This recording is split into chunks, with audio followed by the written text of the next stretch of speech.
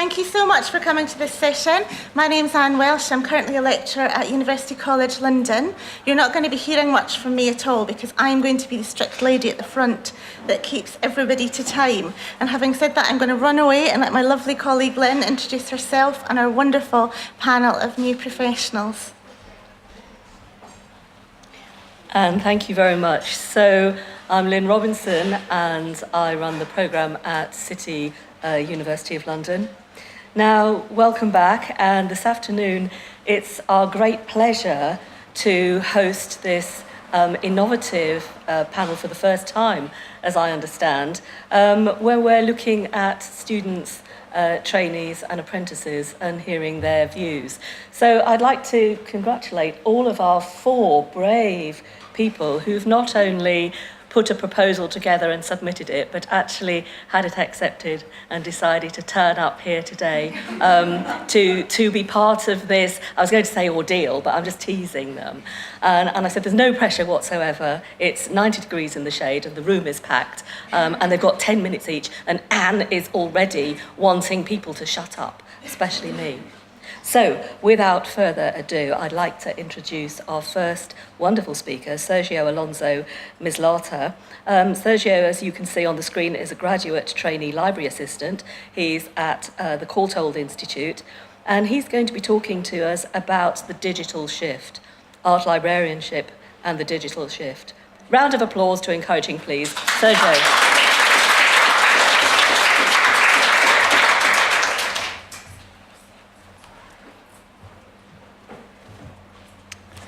Hi, hello everybody. My name is Sergio, as it's been told, Sergio Alonso Mislata, and I'm a graduate trainee library assistant at the Courtauld Institute of Art Book Library. And I just wanted to talk about a couple of ideas that I pick up from my experience at the Courtauld, and also I'm doing an MA in Information and Library Studies at Baines, with which I'm not taking seriously enough. So. It might be like, well, you probably heard all of this before, but there we go. My idea is that the main challenges facing art librarians today are related to the expectations of users when it comes to the usage of space and the availability of information online, digital information. So I'm going to talk about these 2 points, challenges for librarians, and I'm going to finish with a section that I call a wild guess and an uninformed idea. I'm going to be, again, referring all of this to my experience at the Courtauld. So, as you probably know, the Courtauld is a small institution. It's just like based at Strand. It's just like only one wing of the Strand. It comprises like the gallery, it comprises like the teaching facilities, and the library is at the basement of that building. So we are a traditional institution, and when you go into the library, you can feel there is like a scholarly atmosphere in the library, and it is cherished by users because maybe of the atmosphere. But our students, who are like newer generations of students and might not be so respectful of tradition, they would like the space to be more flexible, they would like to bring food into the library, they would like to sit down in group and be able to share ideas while they speak and eat. Obviously, another group of users would be horrified if that happened. So that's the conflict that we are facing at the moment. Right, so that's the interior of the library. There's been talks for a long time about making the library more accessible. As you see, there's no lifts, there's just these long stairs, and then if you want to go into the mezzanine, you have to use the spiral staircase. So, and there's been like talks also about like how to make these 2 conflicting interests come together, so everybody would be happy about using the library in the way that they see fit for them. And all of this is coming at a point where there's like a project that's going to be taking place at the Courtauld is called Courtauld Connects. And it's going to see, like, it's a major renovation plan that is going to see the gallery is going to be closing at the beginning of September. The library will be moving out, or part of the library will be moving out while they refurbish it and make it more accessible. And there's also going to be talks. There's already been talks, but they want to go into detail to see how they can make these two conflicted interests come together. So the problem with this is just, as you saw before, this is just like an amazing building. It's a grade 1 listed building. So there's not that much that can be done about accommodating, modifying the space for all these conflicted interests, just coinciding in one place. And also one of the problems, if you want to call it like that, about the reformation of the space is the big collection of books we have. We have 200,000 items. There's only a space for 70 users. And the population in total of the Courtauld, as I said, is a small institution, is 500 students. So all of this makes it really difficult for all interests to come together. So this is, I know that other institutions, like bigger institutions, might have found ways to find a resolution to these conflicts. At the Courtauld is something that we're still figuring out. And I don't know if it's going to be coming to a point where everybody's happy about everything, or just this is a tension that's going to be part of the essence of the library. And the second challenge I wanted to talk about is about the huge expectation about the unlimited availability of digital items, of information online. I have this episode at the beginning, this was probably the first day that I was on my own on the issue desk, and the student wanted a particular book from his reading list, and he said that he couldn't find it online, and I was horrified at how useless I was. I couldn't find the thing on our databases, I couldn't find it on our catalog. And this person was so self-confident that the digital item have to be there. I didn't realize until later that it was just like an assumption that he made, that just you see, this book it has to be online because it's on my reading list, and through asking him questions and getting to the bottom of this, he just realized that there was no digital item for that. And when I explained to him that he had to go to the bookshelves and find the book, he was pretty puzzled, and I have to explain how to. I think that he just went, look at the shelves, and then ran away. Just in the end, he just got to understand. I think that was the first point of contact with the collection. So after that, he just I talked to him after that, and he was very confident using again the collection. But that assumption, that departing assumption that everything's going to be digitally available, it was just So also our dissertations collection, this is just when it comes to our internal users, our students. External users expect to find all our MA dissertations, PhD thesis online, and that's a very difficult point because of how image loaded all these theses are, and the amount of money that we would need to pay to clear all these images, so we cannot make them available. So that's a source of constant disappointment for external institutions who want to find a digital copy of that thesis that doesn't exist. Right, so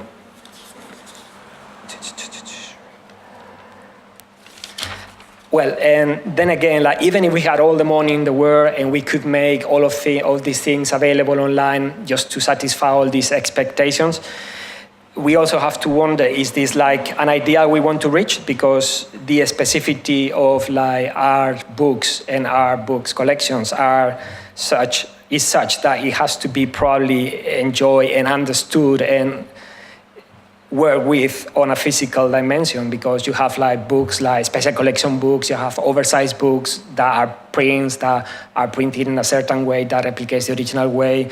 You have artist books. So all of this, if it's not dealt with in the physical plane, is not going to be properly understood.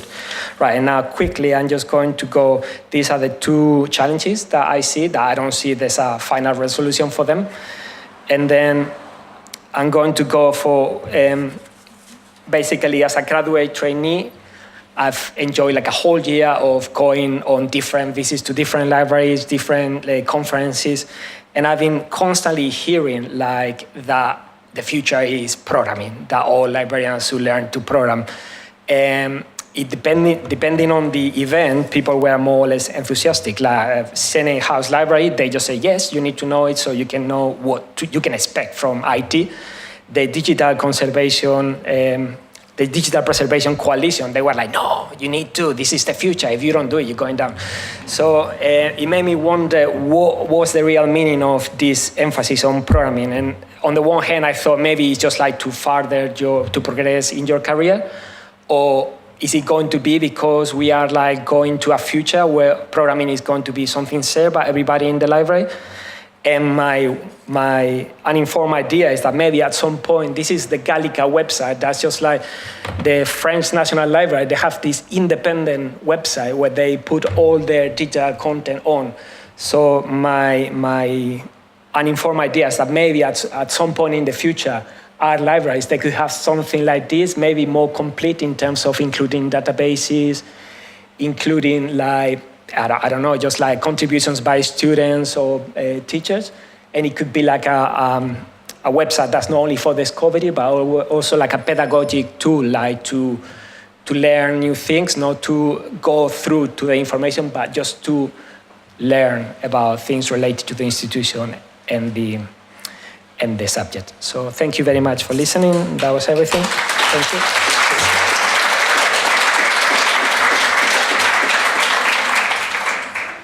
I'd like to introduce the lovely Joanna Baines, who is from the University of Kent. She is working in the Special Libraries and Archives, and that is the home of the British Cartoon Archive as well. And Joanna is currently one of our top tweeters, and she's also studying at the University of Aberystwyth.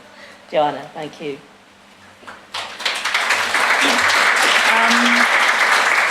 Thank you for having me, for accepting this paper today. It has been a brilliant conference so far, and it has been so wonderful to meet everybody and get loads of ideas. And ARLIS is just awesome, so thank you. I'm hopefully going to entertain you a bit with this presentation. I'm going to be talking about the case of the British Cartoon Archive, which is held at Kent. I will warn you that there are some images of politicians, such as Nigel Farage in here, that may not be pleasant, so just bear that in mind. This presentation could also be subtitled, What I Learned en route to Becoming a Librarian, a Reflection. So a little bit about me. I graduated from the University of Sussex with a degree in English and History, so I'm not technically from an arts background. I then worked in a variety of roles at the University of Sussex, and when I discovered special collections, I basically wouldn't go away. And I've been working in special collections ever since. I'm doing my MA at Aberystwyth in Information and Library Studies, and I'm just about to start my dissertation with that. In 2016, I moved to the University of Kent to become their Senior Library Assistant for Special Collections and Archives, and I do all the teaching and outreach and engagement across all our collections. So the British Cartoon Archive was formed in the 1970s, and it covers political cartooning in the UK from the 20th century to the present day. There are 200,000 images in it, and there are more being added all the time. It contains works from over 300 artists and thousands of books. So, fairly small collection in the scale of things. It was established by Kent academics in the 1970s, and kind of contrary to what we think, at the time, the cartoons that were published in newspapers were seen as being ephemeral, so they were being thrown away. And Kent academics went, no, this isn't right, we need to be researching these and keeping these. So they decided to set up the Cartoon Archive at Kent. The first deposit was a mere 20,000 artworks, and they did used to come in the metric ton. There was all kinds of artists represented in the collection. I was particularly pleased to discover we have some cartoons by E.H. Shepard, who's more well known for doing the Winnie the Pooh cartoons, but he worked for Punch during the Second World War. It's mostly editorial cartoons, so it's where artists were employed by newspapers to comment on the events of the day. In 2012, British Cartoon Archive became part of Kent's wider special collections and archives. And we've got a big website where you can view the cartoons for free online. The artists now deposit in a variety of formats. So we get newspaper cuttings, but we also get them emailing the cartoons as they're being sent to the newspapers as well. We've got some really well-known cartoonists in there. You've probably heard of Steve Bell, Martin Rosen and Chris Waddell. And we also loan out a lot of material as well to exhibitions. Recently, they've been in Canterbury, they've been at Stratford, and there was a Moomin exhibition at Dulwich last year where we had some artwork in it too. Obviously, the challenge with this kind of collection is that we've got a lot of different material of all kinds of different formats in there. The Carl Giles archive alone is kind of all his artwork and his reference material and his correspondence and his photographs and all the objects he had too. We've got books on everything cartoon related. We've got historical publications such as Punch and that should say Private Eye. That must have been the heat map on my brain. We also have a lot of ephemera as well, such as Fluke, who is a really wonderful little character who's a cross between like a troll and a moomin.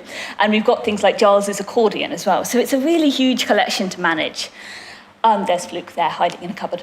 But the expertise that we need to manage this collection is really varied. We have archivists, librarians, academics, students, and curators. So we need a lot of different skills we have a lot of different skills that need to manage that collection. We obviously have quite a strong collection development policy there. We work across teams to get the collections catalogue, so we work with all different areas of the library. There are lots of different issues with the cartoon archive, such as cataloguing, as we've been, the cartoons are generally on, and they're in quite a narrow range of shelf marks, so we've been kind of trying to shift that so that we have the subjects first. And for example, all the women cartoonists are generally under NC 1763, like a special subject, so we're trying to shift that. And we also have we also work a lot with the other collections in special collections and archives. So we have a huge amount of material online which people can look through for their own nostalgia interests. And imagery is also becoming really key for our users because I think cartoons are something that younger people can relate to as well. Like with the sessions we do, we kind of get people to think about what they're seeing and why and the imagery that's being used in them. And I also think that the Cartoon Archive is great because it can draw in people to laugh in the reading room. It generates reactions. And in some ways, people are much more happy about engaging with cartoons than they are with, say, traditional rare books and things because they're scared they're going to break them. And cartoons are generally flat. You don't have to handle them if you don't feel confident.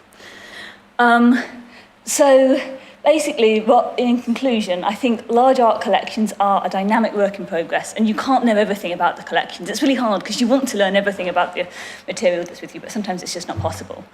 I think the other thing that's really important is knowing about your political impact when working with these collections. People chose in the past to catalogue women cartoonists as a special subject in a field dominated by men, and we're looking at that differently now.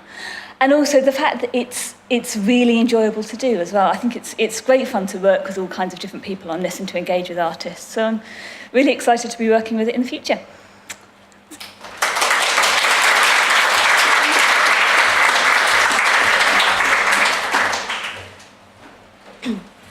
Absolutely excellent. Thank you very much indeed, Joanna. Now, Katie Learmont is our third presenter. And Katie is going to be talking about her experience with digitisation at the National Art Library, which is sited at the V&A Museum. And the presentation is titled Digitisation at the National Arts Library, the V&A Museum. Hello everybody, my name's Katie and I'm studying a full-time Masters in Library and Information Studies at UCL at the moment. And as part of my course I undertook a 2-week work placement at the National Art Library, which is part of the V&A Museum. And ever since I was little I've really enjoyed visiting art galleries and museums, and I've also really enjoyed painting and drawing as well. And having mainly worked in academic and public libraries, I was really interested in learning about the roles and responsibilities associated with art librarianship.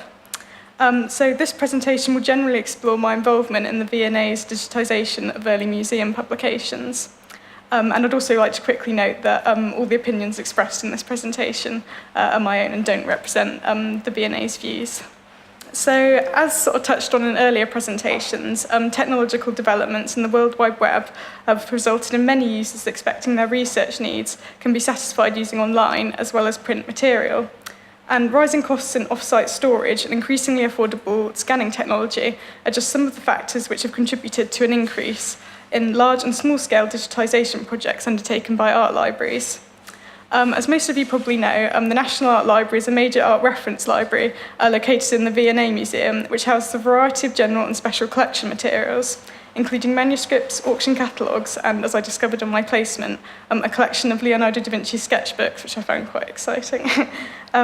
Like other public institutions, the V&A is under pressure to make its print collections as accessible to the public as possible. In November 2007, the V&A Museum Senior Management Team launched the Factory Project, which aimed to digitise the prints, drawings, paintings and photographs in the Henry Cole Wing and make them available via information systems Search the Collections and VADAR. The National Art Library also undertook a reconversion project known as the Heritage Project, which reconverted old card catalogues and made them available online. And staff are currently scanning and uploading a group of guides, handbooks and exhibition catalogues relating to the South Kensington Museum onto the Internet Archive. And the Internet Archive is a freely accessible digital library which renders items text searchable in page-turning software, and also has an added advantage of having a straightforward mechanism for uploading scanned books, as they only need to be converted into a PDF format and uploaded. While some of these South Kensington Museum publications are available freely via Google Books, many can still only be viewed in the library or at the Hathi Trust Digital Library. And this is problematic for those who are unable to easily travel into London or have limited access to Hathi Trust content due to copyright laws. And I will now discuss the challenges and opportunities involved in digitising this content.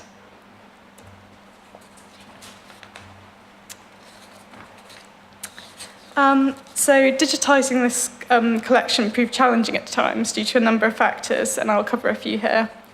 Firstly, many handbooks and catalogues, etc., for digitising are printed and manufactured in the 1800s, and consequently in a fragile condition. This meant that if exposed to the light and heat of the scanner for long periods of time, the pages could potentially become brittle and bleached. And to avoid this possibility, I searched Google Books to see if the bitonal image of the book was already available online and could be added to the 856 field of the catalogue. We also checked the shelves and the NAL catalogue to see if a handbook or catalogue had a robust duplicate held in the general collection, which could be scanned and uploaded onto the Internet Archive instead.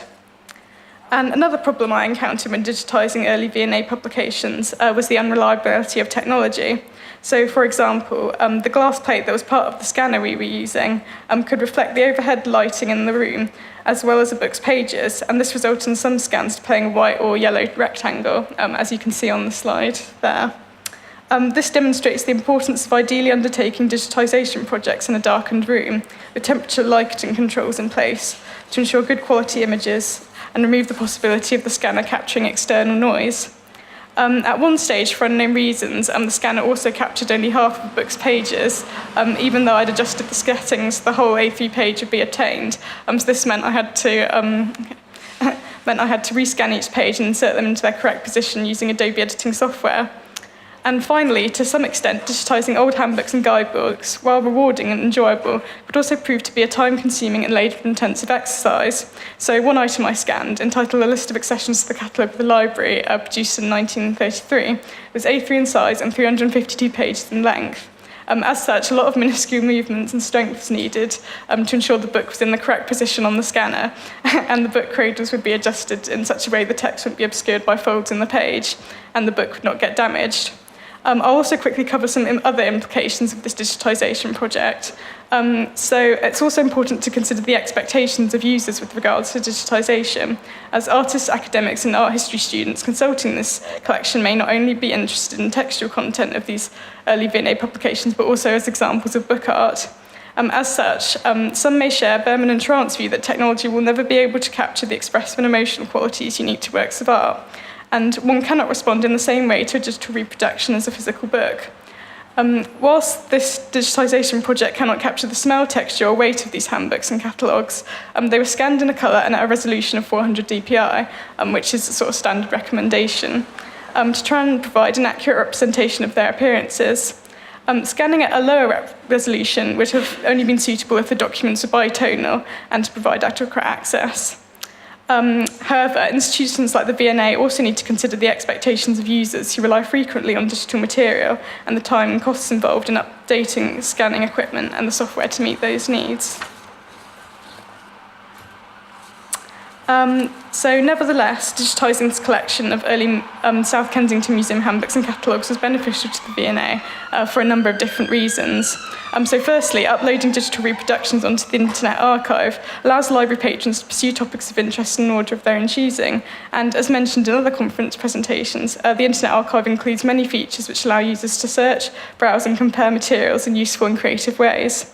OCR software means users can quickly and easily search for a term inside of a book, rather than study every page in detail to find the mention of a word. And also IA allows a book to be downloaded onto a Kindle or as a PDF, catering for different types of learning. Okay. And I'll discuss more of these issues later on when we have the discussion. So.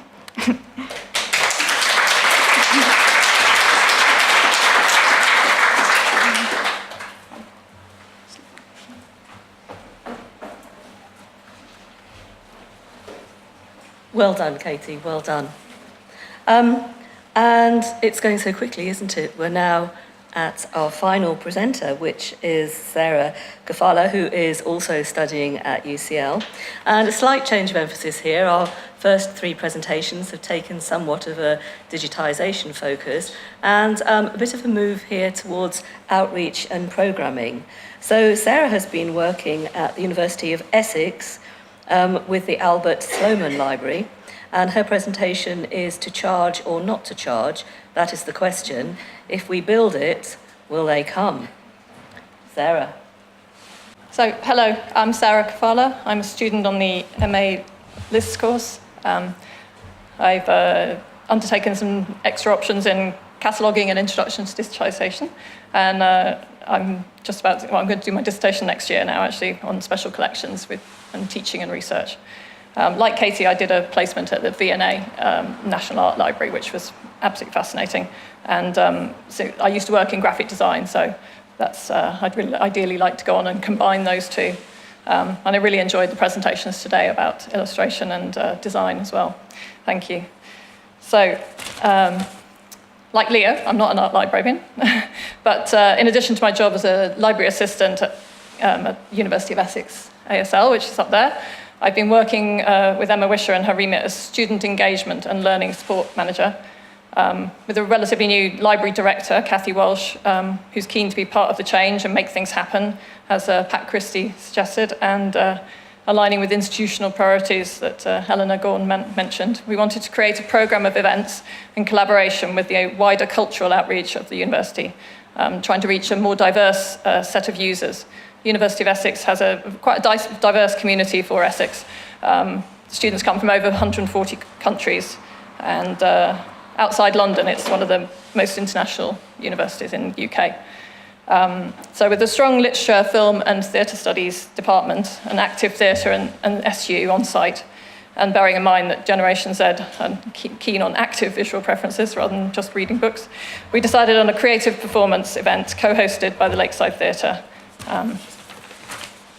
So the theatre is actually part of the building. You can see the cafe at the bottom there, and we have the lovely top 5 floors and a huge extension as well, but they have the sort of basement on the podium space and share, obviously, our lovely brutalist concrete. And we thought we could sort of offer an interpretation of the hinterland between the library with its obvious resource of words and the theatre with its performance aspect. They're linked internally by some doors which have seldom been opened because they go into the cafe and there's health and safety issues. But working closely with Barbara Pearson, director of the Lakeside Theatre, we decided on the title Words With and invited our first guest, A.L. Kennedy, and who is currently based in Wivenhoe. Amazingly, she accepted and suggested a date in her incredibly busy schedule, and we, using our Eventbrite and both theatres and libraries' nascent social media accounts and talents, we set the scene, 40 theatre studio space, with 27 places were booked on the day, although actually fewer attended. It was a mix of students and staff and Wivenhoe locals. The bookshop came and set up a pop-up stall, and she was witty and insightful, and in the audience participation was great. We recorded it and thought, well, this was in the summer, so maybe we'll get more during the term. We approached Malika Booker, poet and theatre maker, who was working on a project about mourning, but we couldn't manage to find a date with her. She was very busy. But after, in October, we had a Welcome Week blind date with the bookstall and Black History Month book club. So I wrote to Caleb Femi, who's Young People's Laureate for London, or was last year, and he asked if he would perform his poetry. Again, he said yes, and so we had the next one in December. It was sold out almost immediately with a waiting list, but actually on the night, only 18 people came, despite my frantic tweets. But they were brilliantly enthusiastic, and they were, exactly the audience we were after.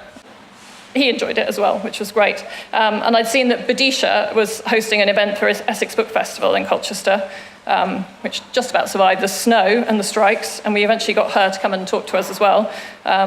Essex's own Anna Lax hosted a very well-researched Q&A with her, which we actually hosted in the library this time because of a booking in the theatre, but that worked really well too. Her view of young people, millennials particularly, was that they're very freelance, very creative, and very precarious, which I thought was very interesting and insightful. Again, had lots of, almost sold out, but then half the number turned up on the time. So my sort of challenge to some extent is getting people to come to these events, students particularly, but we're open to the public and the local community as well. Do we keep it free? Do we charge? Do we entice them with hot drinks? I don't think we're probably allowed to entice them with alcohol, but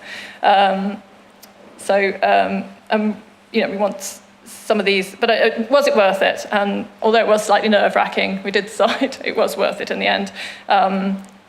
The performers all seemed to really enjoy it. The audiences enjoyed it. Some of the attendees had never, ever ventured into the library or theatre, so that was an achievement, I think. And I think we had sort of dispensed with the idea that it was just a concrete box of books. So we now want to try and reach it out more into the arts spaces. Escala, the Essex collection of art from Latin America, is going to sort of come slightly under curatorship of the library in the next few years. So that's another opportunity to engage with that community. And so we now want to look at sort of with students sort of being particularly virtual and online, along with their reading matter. I think Sergio noted earlier that we need to put bigger efforts maybe into curating the contents on the website. Do students still want to actually visit places like the library or the theatre? Can we engage the full diversity of students on our campus and the very different local audience in a real-world engagement, such as exhibitions, special collections, spoken word, performance, theatre, art in the library? Perhaps we need Melissa Adler's Weaving in the Stacks. That would be fantastic. And we can use all this to provide pathways to the university too. Pathways to impact, for the university too, while still maintaining the very intersectional, interdisciplinary, collaborative value that Essex was founded on. So I think I've got one final slide. They came. And we have Brexit again, which we have a print of. Thank you.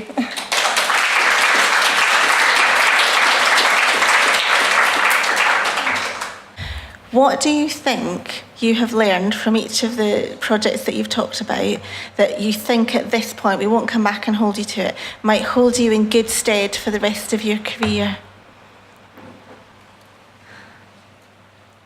I'll probably say with my project, probably just learning about sort of the different sort of recommendations for sort of digitisation, like sort of what DPI should be used for certain different types of material, the sort of conditions that create an effective scan, sort of things like that probably is most important.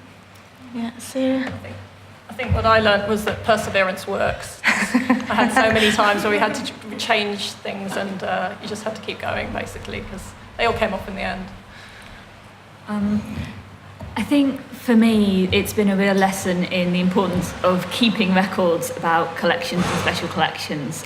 We've had a lot of discussions this conference about how you do just tend to find material that you didn't know you had. And we've been working a lot on getting all that information centralised. So I think I would like to take it forward so that people in the future will also have the records of the decisions we've made and why. Right, I technically didn't talk about any project, so I suppose that what I took out of my year at the Courtauld was just like how to be an art librarian, like in the broadest possible sense. Yeah, very philosophical. Has anybody else got a question? Yes, Cassie. This isn't from before, but do you want to be different to the librarians that you've encountered so far? Ooh, naming no names. Or just your sort of thoughts on like how you want to be, and is that what you see around you, or is that something new? Me, I want to be like everybody. I mean, there's so many. I mean, not like everybody, like being like normal. I just want. There are so many good things in so many people. Like just like that. If I could be like a mixture of everybody, that'd be super cool. Like, but I suppose in the end, I'll end up being myself with whatever that's good and bad for. Yeah. Sarah. I've kind of described myself in the past as a librarian who's been raised by archivists because I've been working in special collections for so long. And actually the people who worked at the British Cartoon Archive before I came along were actually academics rather than librarians or archivists. So I think for me, what I'm taking is that you have to take skills from lots of different professions, particularly when you're working with kind of hybrid collections. So I want to be like lots of people performing, I guess, and everyone else I work with at the moment. I feel like sort of listening to all the sort of presentations in this conference, I feel like I'm definitely going to take away a lot of things to sort of carry me forward, like as I sort of develop my skills as like a librarian. So I thought it was quite interesting the sort of talks about like critical librarianship, because I don't think I'd heard that before, and I'd really like to sort of continue that when I'm sort of developing my career. And I think the meta-literacies thing as well. So I suppose, yeah, I kind of want to be a combination of people that are presented at this presentation, or conference. Yes, I think it's been a great opportunity to come to ARLIS this year. So I haven't been before, and I'm hoping I'll come again. So listening to all the speakers has been really great to, get their experiences and to, work on that. I know that there are some librarians, I won't name them, that I don't want to be like from my own experience, but I hope that using like my previous career experience and new things in librarianship that can come off. Yeah. Great question, Cassie. We won't throw it back to you.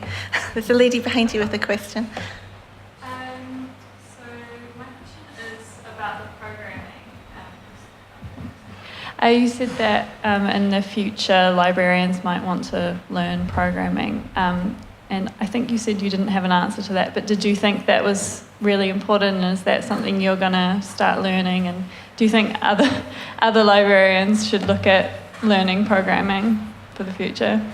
Well, as I said, like for example, I'm talking about all these events, we went with the group of trainees, London trainees. So we went to the Senate House Library, and it was the subject librarian for history there, and she previously had been like a subject librarian for computing, and she said that it was really useful for her to know a little bit about programming, because she knew what she could ask from the IT department when just like sort of envisioning the sort of website that the library wanted. So this was the most measured person that I heard that message from. Then when I went to this student conference, so obviously this panel, this group of people, they were aware that we're talking to the future of the profession, just to put it that way. And they were so enthusiastic and so like absolute about that message that all librarians need to know programming. So I still have like my whole MA to find out why. But it was really like imposing, like to the point that I'm considering myself a student a little bit of coding or programming, because again, I didn't get to understand if it was like for professional advancement to get into like positions where that could be strategically important for your future, or it be because in the future like librarians, I mean, my point of view was just that the same way that we're trying to make physical libraries comfortable as possible for students, for users, maybe in the future we just want like users of library websites to feel like at home, like to feel seduced by the website, that want to stay, that want to come back, that want to interact with it. So maybe that's some sort of common effort that not specifically digital librarians, but it's a task that all librarians in the future can collab. Maybe software and programming becomes like easy as well. So again, it's just a guess. I don't know at this point. I just have one more question. Yeah. And you teach at UCL, right? So do they teach programming for librarians on the course? I think, as far as I'm aware, all of the library programmes in the UK have got some element of programming within them. And then there's different flavours. So, Lynn's programme is very much information science. So, the kind of IT stuff is really core, isn't it, Lynn? And then Sheffield has been since 1964 when they were first founded. They do a lot of technical information, and so they very much lead on those kind of, cutting edge kind of science librarianship in that kind of, going to be embedded in working in metallurgy and that type of thing. With us at UCL, we're the old grandmother of library skills. We were founded in 1919, and I recently had a look at the first past paper for the exam that students sat, and actually some of the questions we're still asking, and I think that's the kind of strength and weakness. So what we have within our programme is we're very arts and humanities, but we have the Centre for Digital Humanities, founded by Claire Warwick and Melissa Terrace, sort of based within us. And so students take one core module, which is IT, and then they have choices of options, and they can choose some quite advanced digital humanities options, but they can also choose something called digital resources in the humanities. So to pick up on Sergio's point, they don't have to know programming, but they learn a bit about what are programmers doing. What is this thing called TEI? Why might somebody want to know that? And the same with Aberystwyth. I'm an Aber graduate, and I'm the external for Aber. I'm repping for all the library schools now.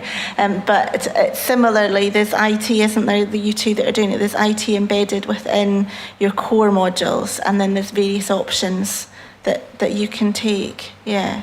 Did any of you, just to throw it on to the students, because it's a student and new professionals panel, did any of you think that librarianship would be more technical than you found it so far, or less technical than you found it so far? Or what's been different since you've started to think about librarianship as a thing, rather than going into work and doing a library job?